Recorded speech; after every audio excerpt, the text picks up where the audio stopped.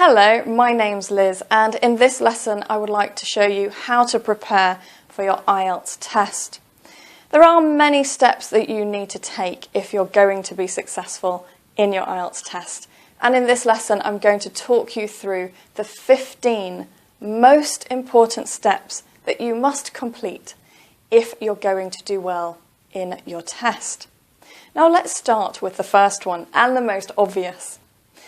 And that is to learn about the test. Of course, you shouldn't enter the examination room until you know as much as you can about the test. You need to learn about the content, the 4 different tests: listening, reading, writing and speaking. And you need to learn the format of each of those tests. You need to know what is going to happen when you get in the test, what the test is all about, what problems you might have.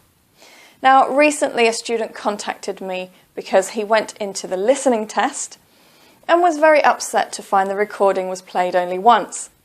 Well, of course the recording is played only once. That is part of the IELTS listening test. Now, all this information should not be a surprise to you. It is all available online. And you need to read as much as you can so that you know exactly what will happen when you take your test. Now, at the end of the lesson, I will give you links so that you can learn as much as you can about IELTS. And of course, when you're learning about IELTS, you also need to look at the timing. If you're doing, for example, the reading and the writing, then the timing is very much in your hands. That means that you're given an hour to accomplish a certain number of tasks or passages, and it's your choice how to manage your time.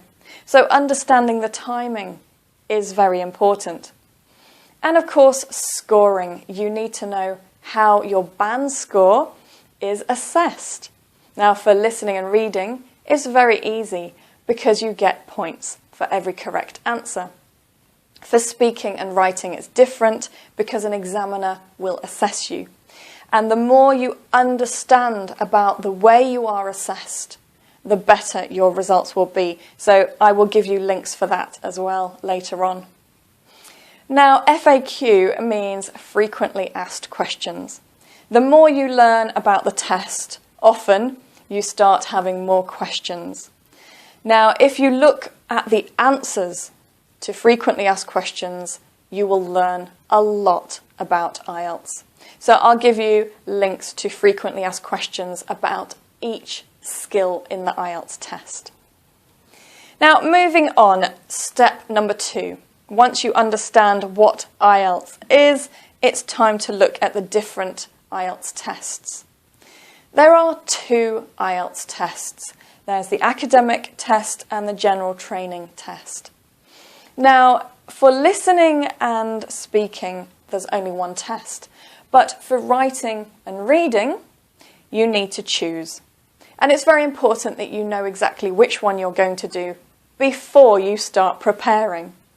The academic test is mostly for university entrance, and the general training test is if you're moving abroad. So make sure you know which test you're going to take, and you make sure you prepare properly for that.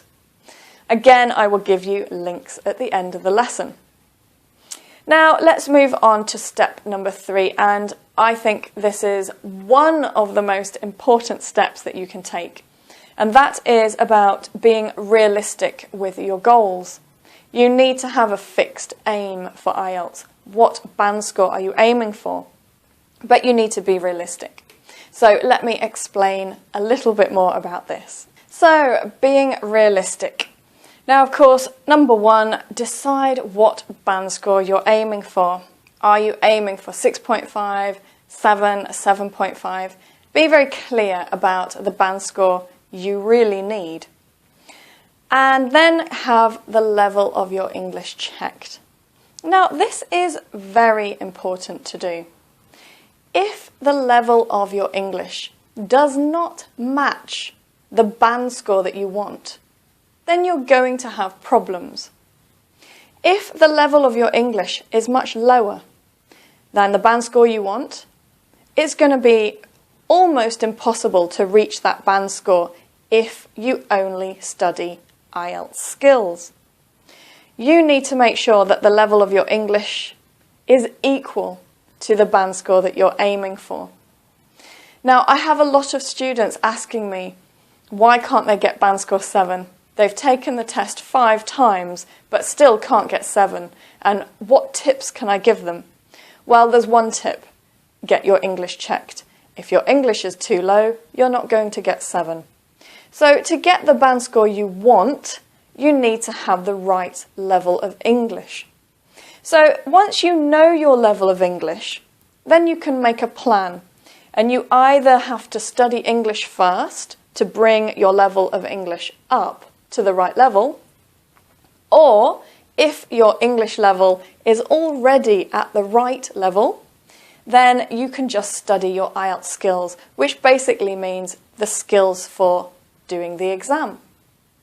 Or maybe your English is just a little bit below the appropriate level for your band score, and so maybe you want to study English and IELTS together. So this is very important about being realistic. What band score can you realistically get with your level of English? And of course, that comes to the next point, which is having a time frame. This is all again about being realistic. How much time will it take you to make sure your English is at the right level for the band score that you want? And how long will it take you to learn your IELTS skills? I have many students asking me about how long it will take. It is an impossible question to ask without meeting the student. Some students can learn exam skills very quickly, and I have known students to prepare for their IELTS test in 2 weeks and get the band score they want. Other students cannot understand the skills very well and they have problems with it, and their level of English is not very strong. So that means that their time frame is going to be much wider, and so it could take them months. So it really depends on the speed of your learning and on the level of your English. So just make sure that you do have a realistic time frame and that you have enough time to actually get ready for your IELTS test. So very important. Now let's have a look at the next one. Another very important step. Once you have decided your band score and you know the level of your English and you've already decided how you're going to study for IELTS, you're going to do English or IELTS in English, then you need to look more deeply at the band score that you've chosen. You need to know the requirements of that band score. Now, as I said earlier, listening and reading, it's very easy. It's a point system. But for speaking and writing, this is quite different.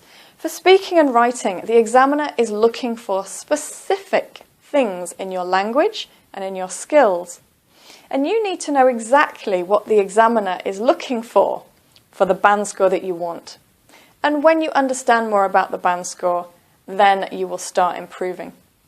So I'll give you links again at the end of the lesson to help you understand about the band scores for speaking and writing. Let's move on to the next step. Step number 5.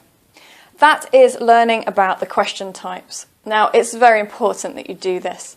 For listening and reading in IELTS, there are over 10 different types of questions that you can get in the test. That's a lot. Now, in the test, you don't have time to look at a question and try to understand what you need to do. It's very important that you know the types of questions before you enter the exam room. And for step number 6, it's very important that you did develop the tips and techniques to deal with each type of question. So that's very important. And of course, it's not just for listening and reading. Also for writing task 2 for your essay, you're going to have to look at the different essay questions that you get. There are different types and you have to prepare them. I remember once I had a student who asked me to take a look at their writing. So I said yes, and they sent me a sample essay. But the essay question wasn't an IELTS essay question. So it was a complete waste of time. IELTS have specific essay questions and you need to know what they are. Don't waste your time learning from any essay question. There's a lot of information on the internet and it can be confusing. So it's very important that you do learn the right types of questions for these essays in IELTS. And of course, that's the same for speaking. You're also going to have a range of questions, and it's important that you know what types of questions the examiner will ask you and how to deal with them successfully. And for writing task 1, for the general training, you'll have a letter, and there are different types of letters. For the academic task 1, it's a chart, and there are about 6 different charts that you can get. So you really need to look at each question type. You've got to develop tips and techniques so that you can deal with them successfully in the test. Now let's have a look at step 7. Step 7 is all about topics. There are common topics that come in IELTS and you need to prepare them. You need to prepare vocabulary to be able to talk about these topics. Now, even if the level of your English is at the right level for the band score you want, you still should prepare the common topics and vocabulary. Now, this is particularly important in speaking because you need to give your answer directly. All the vocabulary needs to be on the tip of your tongue, which means ready to use, without hesitation. So, preparing all these topics and vocabulary is essential. The next point is to develop your ideas. Ideas and topics again, and you can do this from a variety of sources. It's very important, if you have time for your IELTS preparation, to have a look at documentaries. Take a look at the BBC and look at some new world issues. Have a look at The New Scientist and other interesting magazines that cover a range of topics. Listen to radio programmes. All of this will help you develop the right English, and it will help you for listening, reading, writing and speaking. So that's very important. Now, at the end of the lesson, I will give you a link to useful websites, and that will include where to find these sources. Now, if you don't have much time before your test, if you only have a couple of weeks, you probably don't have time to do that. But if you do have time, it is an excellent way of preparing. Now, another thing that students ask me is, should they only listen to documentaries and radio programmes that have British English and Australian English? Well, the answer is no, because IELTS is an international English language test. So that means you can have a variety of accents in your listening test. And even the examiners might have different accents. They will not all be British or Australian. So listening to documentaries and BBC News and radio is very important. Now let's move on to step number 9.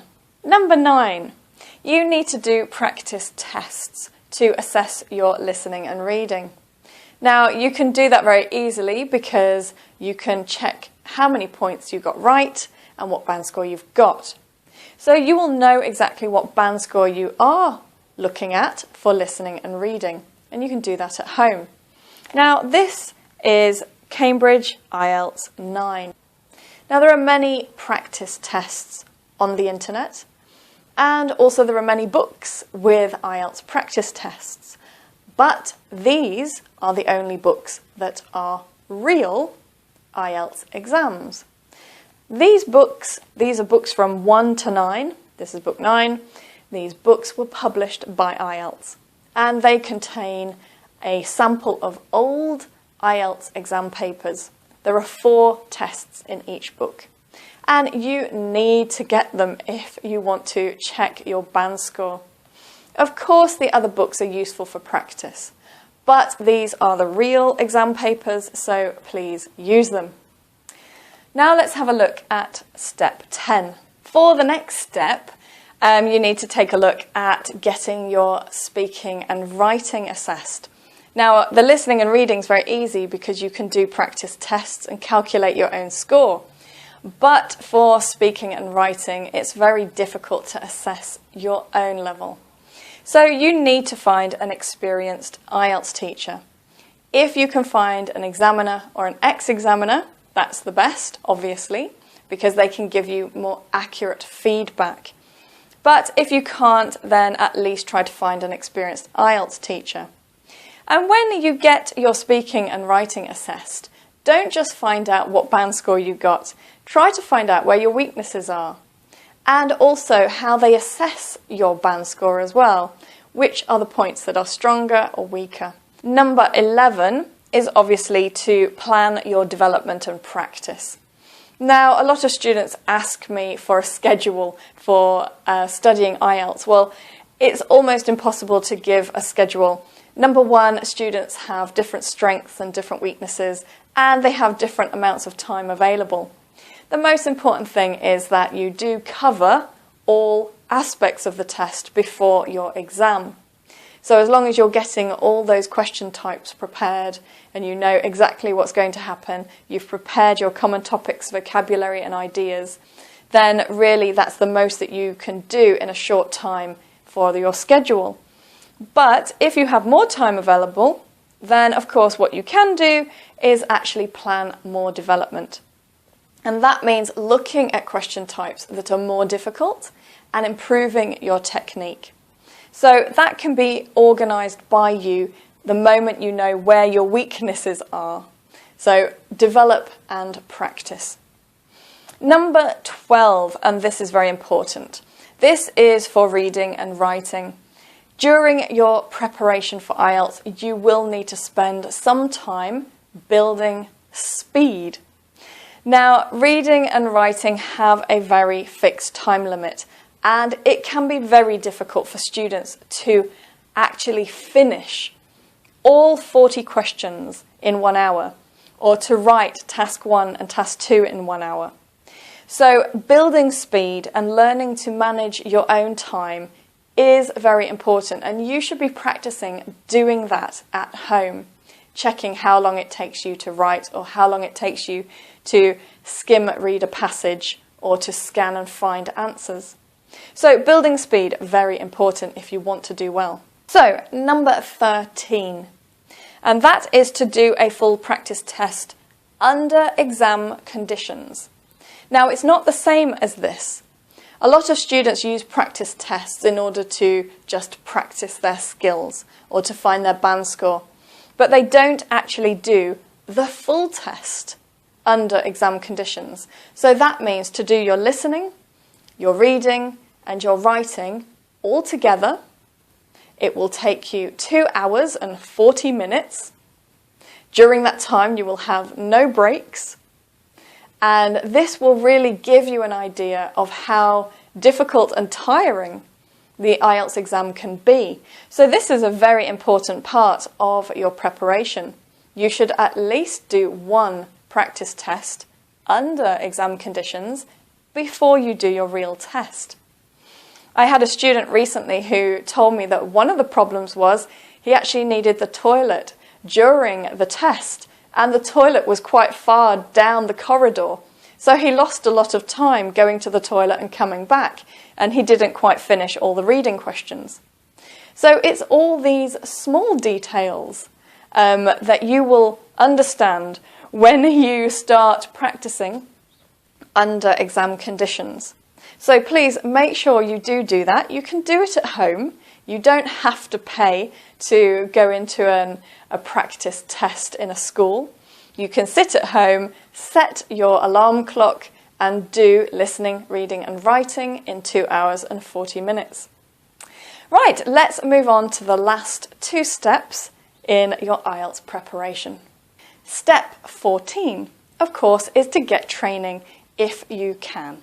Now, obviously, professional training is the best, so if you can find a very good IELTS school, that is the place to go.